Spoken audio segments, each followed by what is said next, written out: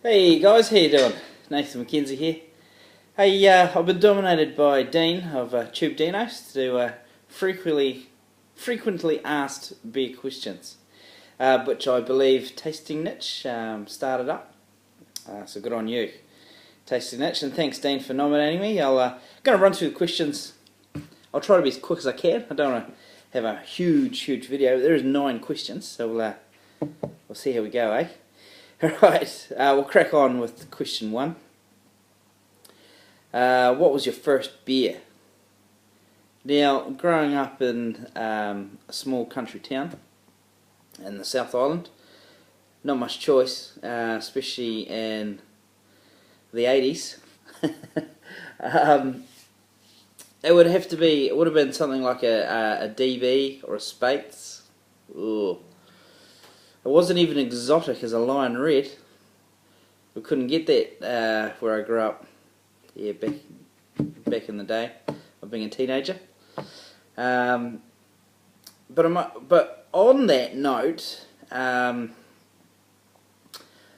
when I was 14 years old, I bought a homebrew kit from the supermarket, and the beer kit it came with was a stout. On the instructions it said to brew it using beer yeast and table sugar, which I did. And I brewed this bad boy up, and you know what, I even back then, I didn't know what I was doing. I doubled the yeast and I tripled the sugar. I had this horrible mess of a beer come out, which tasted horrendous. What I used for temperature, I would have brewed it high, probably would have been brewing at 20 degrees plus. I had it in a wee wooden box with a light bulb I turned all the time because I thought it was important not to let the temperature drop at all, keep it high. This stuff was terrible. It was horrendous, it really was horrendous. It tasted horrible, and that was my first go at home brewing back when I was 14. Once the parents found out, because I had it in my closet. Mum couldn't work out why she was hearing this blop blop blop blop blop blop blop blop when she was coming in to tidy up my room, I guess, make my bed, that kind of thing. Yeah. Anyway, that's question 1. So not much choice in south of New Zealand, rural New Zealand back then. Anyway, a horrible DB, a horrible homebrew. Yeah. Anyway, bad times. Right, question 2, moving right along. How did you get into beer geeking? Well, it just evolved really. As you know, I went travelling with the wife for 5 years. I wasn't a beer drinker when I left New Zealand. I was a wine guy. I drank wine. I enjoyed wine. I'd have the odd beer on a hot day, but I normally was just into wine. Living in Hawke's Bay and then going travelling, I got a real taste for wine, and I thought overseas, yep, I'll just try the wines of the world and everything, but overseas I got into beer, and I got into really nice. Now, back when we were travelling, when was it, 2005, craft beer hadn't really got anywhere. It wasn't, yeah, there's boutique breweries, but it wasn't the buzz back then. Now, I really liked the European style beers when I was over there. I didn't have a taste for hops then either. I was really still enjoy Pilsner Urquell. I enjoy that in Prague. It was beautiful, and all the different Pilsners that I tried in Prague. It was just fantastic. I really liked the idea of going to local villages in different countries, small countries like Slovenia, and trying their beers that they had on tap. Sometimes you'd get some really good local beers, other times you'd just get the big beers from Heineken and all the rest of it.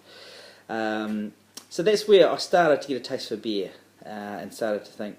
I came home and wanted to start brewing beer.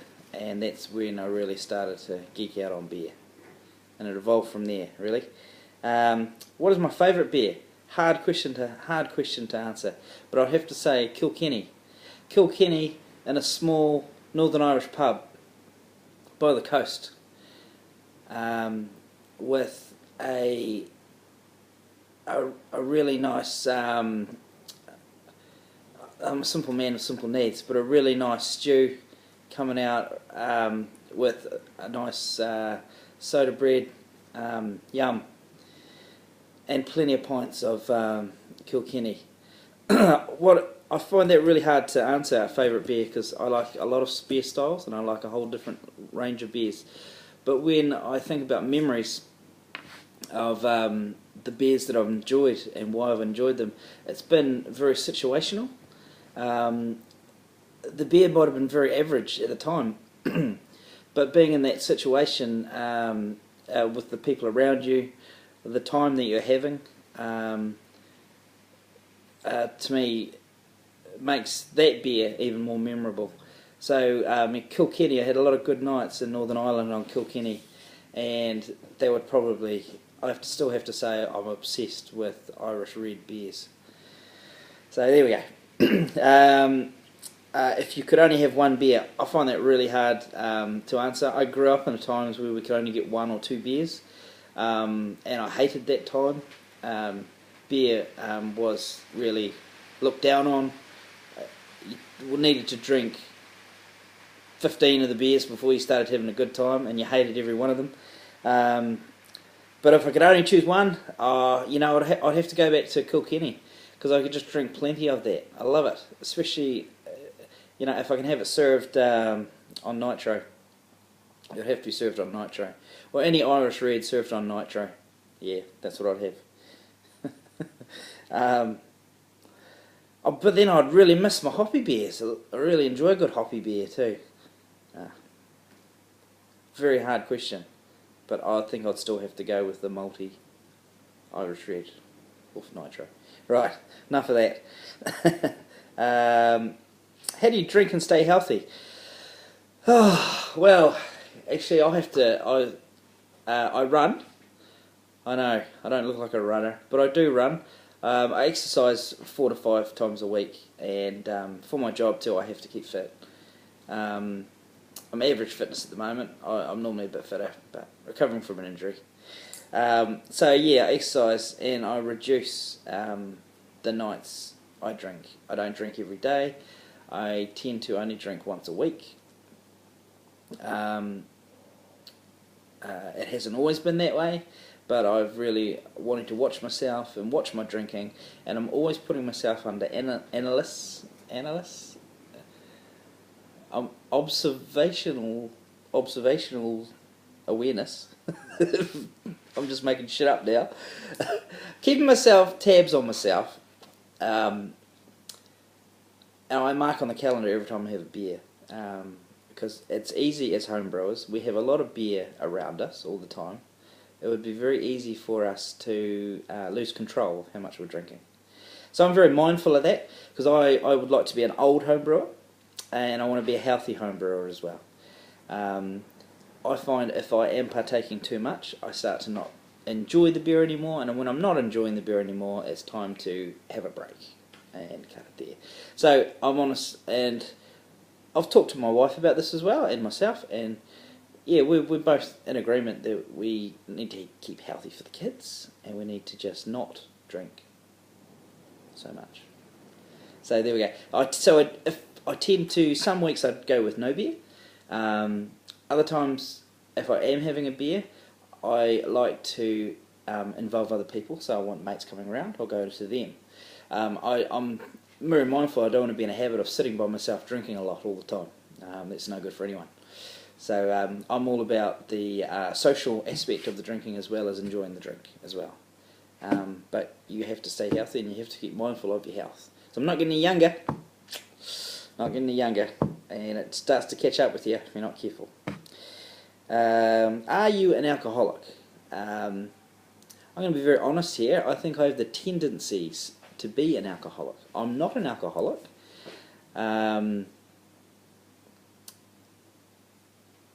But I feel that's why I keep very good tabs on myself, because I do not want to be an alcoholic.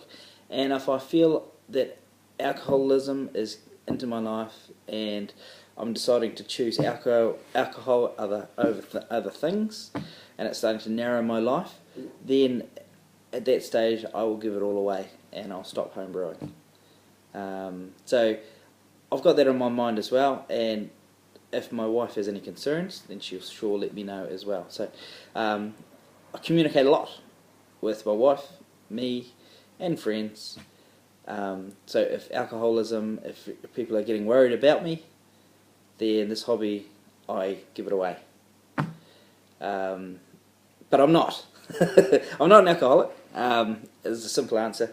But it is always an ongoing question that I ask myself. Yeah, that's my honest answer. I believe I could, unchecked, I believe it could slip away. But yeah, it's all about keeping tabs and being honest as well. Being honest about how much you are drinking. If you are drinking too much, cut it back. You know, remember, we've got a lot to live for. Beer is a lovely part of life, but it is a small part. There's a lot more aspects to your life than just beer. Righty ho. What's your favourite ingredient? Coffee, I believe. I really enjoy coffee in beer. I just think it lends a lovely flavour, and all the different coffees you can get now. I've had coffees and lagers. I love coffee stouts. Had coffees, a lot of coffee and stout. That would be my favourite ingredient to add to beer. Yeah, number one. Well, there's so much, there's so many hops I love. There's so much grain I love. Yeah, but yeah, coffee would be the one that I tend to really enjoy in beer. Do I brew? Sure do. Yeah, love it. Absolutely love it. Sometimes I think I really enjoy the process of brewing more than the drinking of it. The drinking is a part of it, but I really enjoy the brew day, especially when it's going spot on, you're hitting all your numbers. But then there is the days that it doesn't go right, and you learn a lot from those. I had a brew, the Imperial Irish Red, the Imperial Red that I did. Yeah, I've named that the mongrel. Everything that could go wrong did go wrong with that beer, in every stage of it.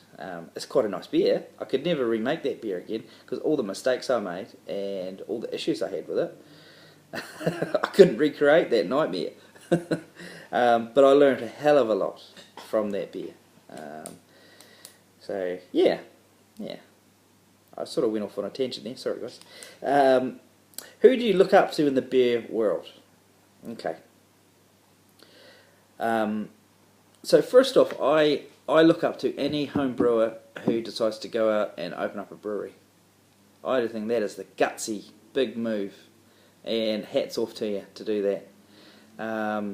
I really respect anyone in the beer world that does that, just throws their professional job away, and this is me, I'm brewing beer, and I'm going to make a living out of it. That's just blows me away.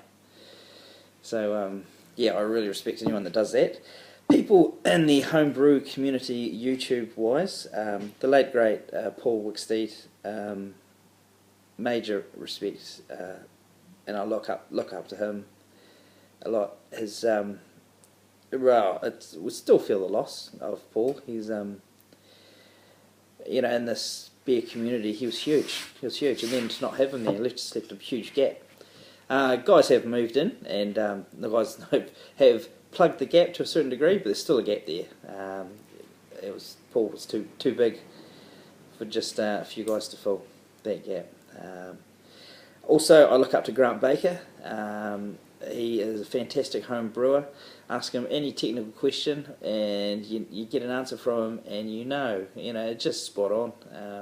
The knowledge that man's got, the beer that man makes, it's proof that he's a very, very intelligent brewer. Very nice guy, and gives a lot to the community, beer community, a lot of his time and energy and everything. So good on you, Grant.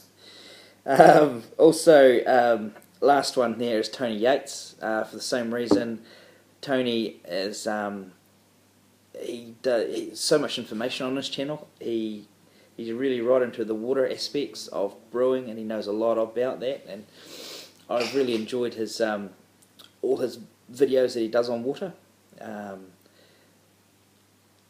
Yeah, a lot of knowledge there, and he's very analytical